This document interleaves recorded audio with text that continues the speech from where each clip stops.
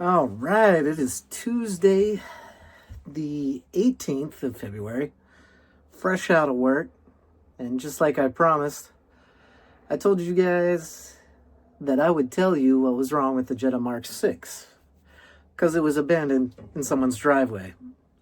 I saw it on Facebook Marketplace. I decided, yeah, I knew it was a 2.5. I knew it was a 5-cylinder. I was like, hey, I want to get into Volkswagen 2.5 5-cylinders, right?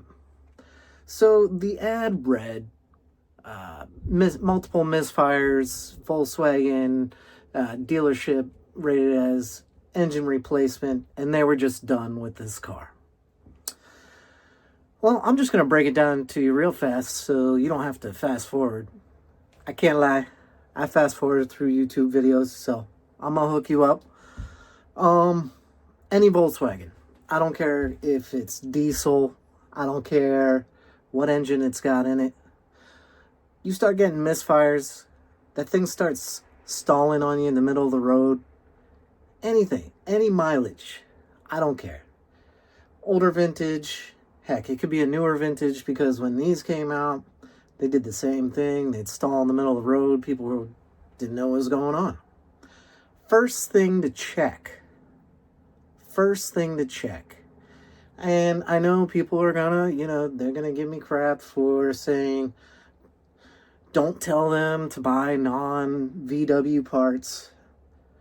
First thing to check on these cars, like I said, I don't care what engine it is. I don't care what vintage it is. I don't care what fuel it is.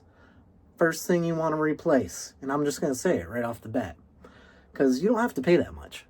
Let's be honest. You don't have to pay that much. You can get an NTK sensor for $50 that they probably make for Volkswagen. So here goes nothing. Your Volkswagen is stalling in the middle of the street. It's showing an engine code for misfires. You're going to replace 2 sensors right off the bat. And this is going to cost you between $60 and $80 for both sensors. Not each, but depending on Amazon prices, depending on the make, you can pay either $30 or $40 per sensor. Okay.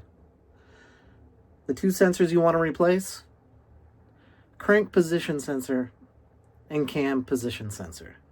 That's 2. Remember, it's a fuel injected engine, so it's got a computer. In order to put the right amount of fuel, it's got to know where the crank's at and where the cam's at. If it doesn't know that, it is programmed to shut itself off.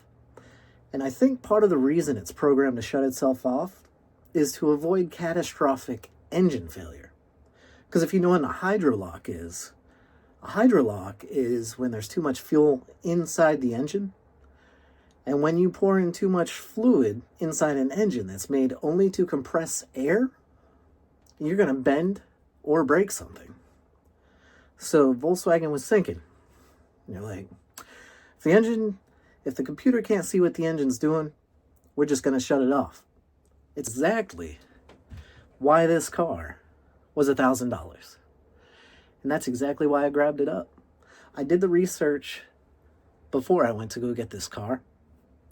And now I'm looking at turboing this car because I got no check engine light. I hooked up with a really good tuner out of Canada.